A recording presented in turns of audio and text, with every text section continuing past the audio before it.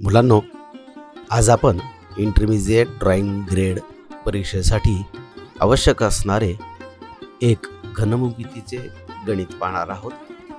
गणित आहे दंडगोलाचा अनुविक्षेप आणि द्विविक्षेप काढणे।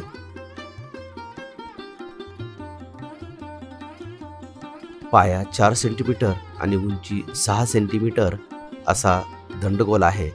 त्याचा अनुविक्षेप आणि द्विविक्षेप आपण दाखवणार आहोत। प्रथम रेषा काढली। रेषेवर 4 सेंटीमीटर अंतराचे 2 बिंदू घ्या। या दोन्ही बिंदूवर आपणास लंब टाकायचे आहेत।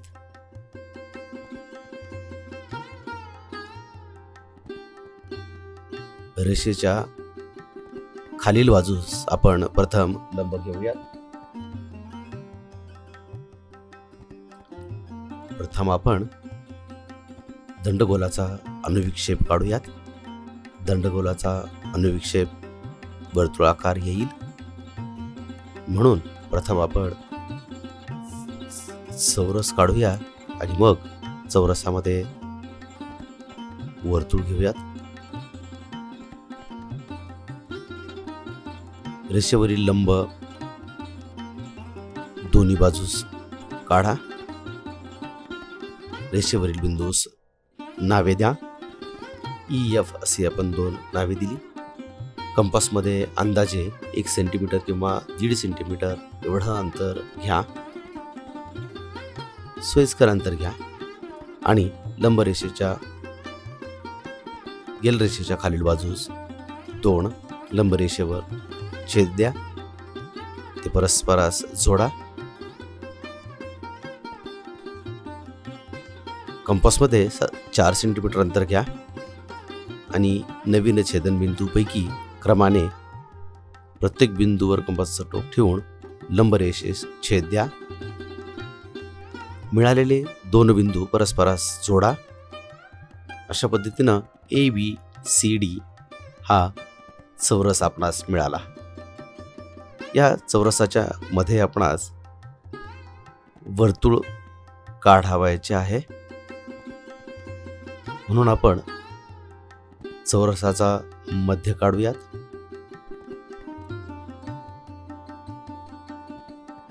चौरसाच्या मध्य बिंदूवर कंपासचं टोक ठेवून चौरसाच्या बाजूपर्यंतचं अंतर म्हणजे साधारण 2 सेंटीमीटर येईल, एवढं अंतर कंपासमध्ये घेऊन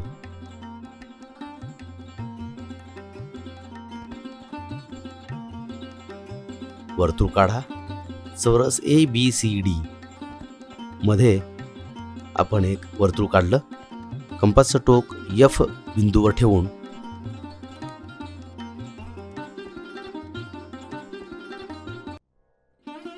L रेषेस कंस काढला। C बिंदूतून 1 आणि B बिंदूतून 1 L रेषेत छेदणारा कंस काढला। त्याचप्रमाणे नावे द्या। PQ असे आपण नावे दिली। त्यास P आणि Q या दोन्ही बिंदूवर लंब टाकूयात। लंब टाकण्यासाठी आपण कंपासमध्ये अंदाजे अंतर घेतलेलं आहे।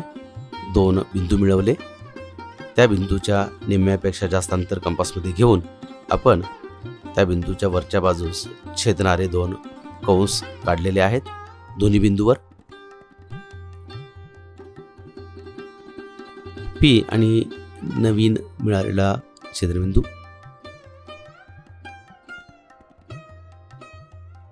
Q आणि छेदनबिंदू जोडलेला आहे। कंपासमध्ये आपण 6 सेंटीमीटर अंतर घेऊयात, कारण दंडगोलाची उंची ही 6 सेंटीमीटर आहे, म्हणून मिळणाऱ्या लंबरेषेला 6 सेंटीमीटर अंतराने छेद दिलेले आहेत।